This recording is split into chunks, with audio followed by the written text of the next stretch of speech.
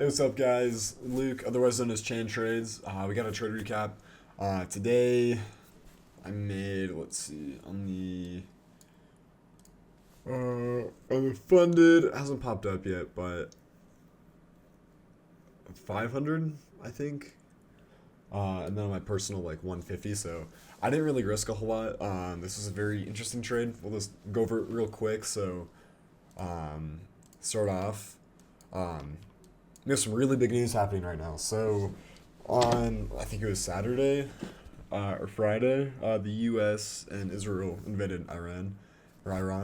Um, so that's huge within itself, and you can see like this is the 1 hour. We've been we've we've been bearish, and I think even before, yeah, because Thursday was before they invaded. I'm pretty sure it was Friday. So we've been bearish. Um, and we opened this week's price action because of all this news, well, with this huge daily gap.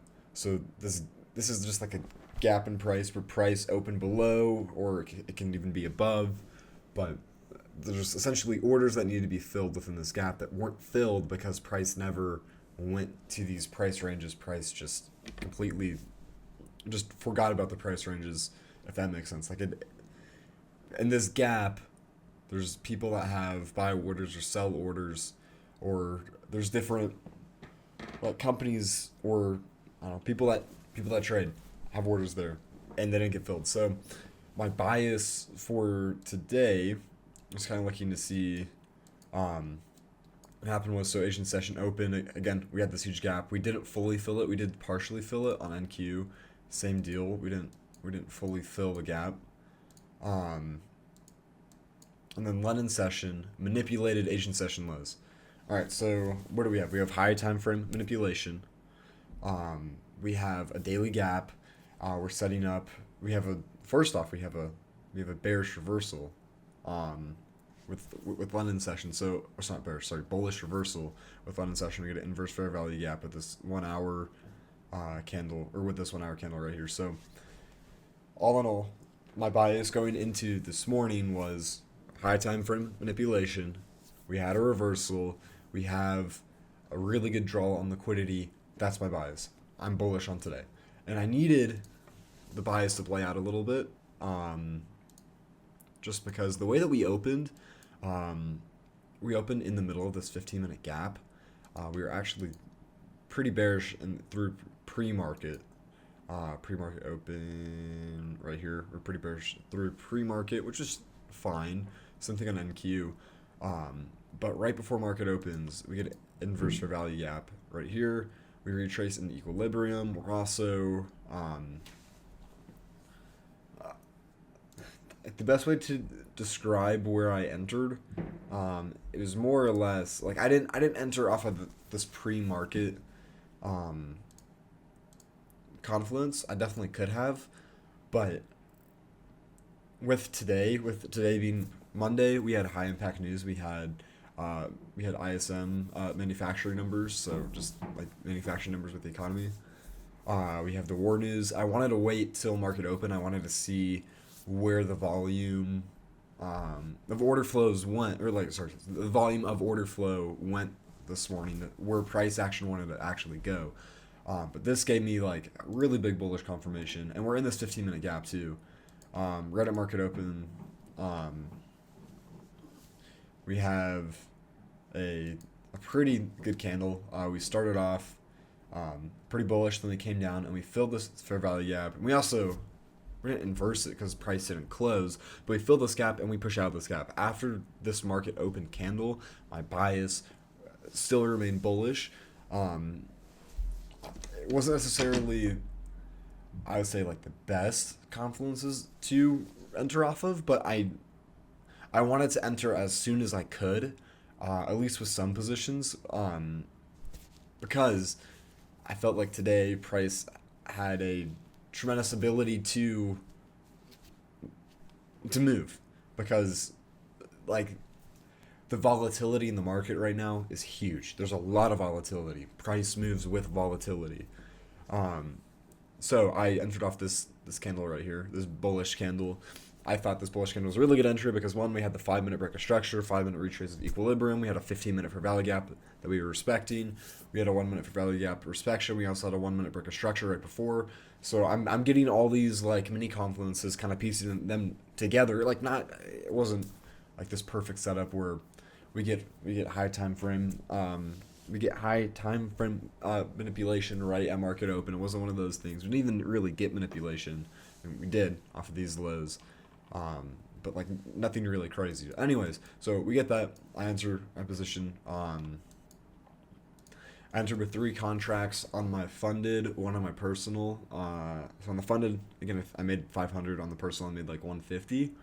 I'll just kind of just go over what I was seeing in the trade. So I entered on ES because um, the take profit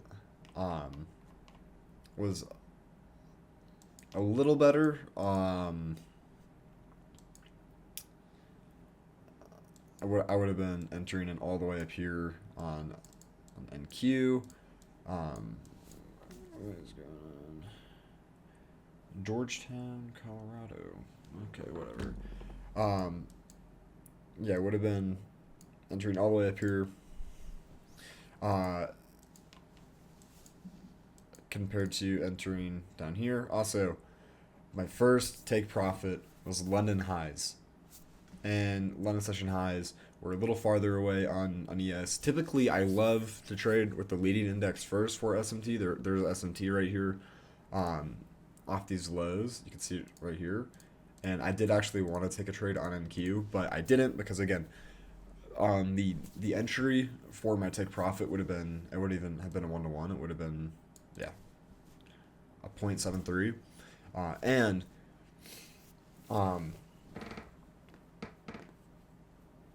sorry, I just had a little brain fart. And entering in partials with ES, it was less risk. I can enter in more and risk less. It was just what I was wanting to do today. I wanted to be very like risk adverse today. Anyway, so we enter in this position. We go to London highs. I move my stop loss to break even, and then we start kind of tracing back up to Asian highs, and this is where the trade not went wrong, but where I started to make some mistakes. I was trailing my stop loss. So once we reached London highs, I put it at break even, and once we were about maybe half, it was this candle right here, the one that actually swept out, that swept out Asian highs. I basically trailed my stop loss higher and higher and higher. I trailed it, I think, a little bit too high, so I got stopped out probably right here where my cursor's at. So I didn't get a full take profit, because I was trailing my stop loss. But honestly, that's fine.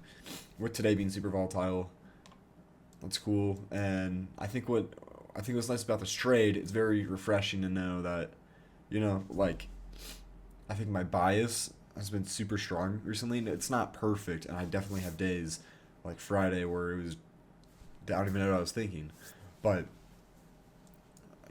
I'm working towards just having total clarity and just having more clarity with what I'm doing, and it's definitely paying off. I would have had a full take, or yeah, would have had full take profit, and that would have been, let's see, so this was about where I got filled, about $900. So with very little risk, like I de-risked a lot on this trade. I was also looking for a 5-minute trade using confluences on good old NQ, and the confluences never presented themselves. We didn't. I mean, right here, equilibrium. But at that point, I was already stopped out. But I think overall, like, this was a really good trade. Just to start the week, I was strong. I want to risk more this week. I want to be more. I don't know. Like, my average risk is probably like $200 right now, $300, and I think it needs to be more. I think, well, not that it needs to be more, like a bad way, but I don't know. I think I just need to continue to get more comfortable. I need to get more comfortable risking. I need to I need to be in a position where it's not about the money, and that I'm really moving towards that position where it's less about the money and more about the trade. And once I'm at a more comfortable spot with that, I can start to risk more, where I'm not as attached to that money, which is really where I want to be with trading. I want to be able to risk. I want to be able to lose. I want to be able to lose a lot of money and be okay with that as a trader, so I can put myself in positions to also make a lot of money, because I'm not fundamentally looking at trading as making money or losing money. I'm looking at trading as the trades that I'm taking, if that makes sense. Like building my psychology around, hey, can I actually trade, and then the money comes later, if that kind of makes sense. But this week, we're gonna don't really have a whole lot of news tomorrow. Just some FOMC speeches. Non-farm on Wednesday. We have unemployment claims Thursday. And then we have a lot on Friday. So we'll see. There's gonna be there is good volatility this week, especially with all the news that's going on. Unfortunately, it sucks. Sucks, but you have volatility. We'll have volatility. Hopefully on these other days as well. So we'll just continue. To trade. So I'll see you guys in the next one. Have a good day. Go check out the Instagram at RealChenTrades, and you're live to scene if you need some help or assistance. Got some links down below. Give me a DM, and I'll see you guys in the next one. Peace. He who is back again, never quick to fail. Double back, won't miss a meal. Sharp as steel, don't hurt everything there is to say about me. I ain't tripping, don't let lucky here, he don't play about me. Loyalty is not for sale. Wishing those who wish me well, a great bill of health. They don't teach the broke kids how to maintain the wealth.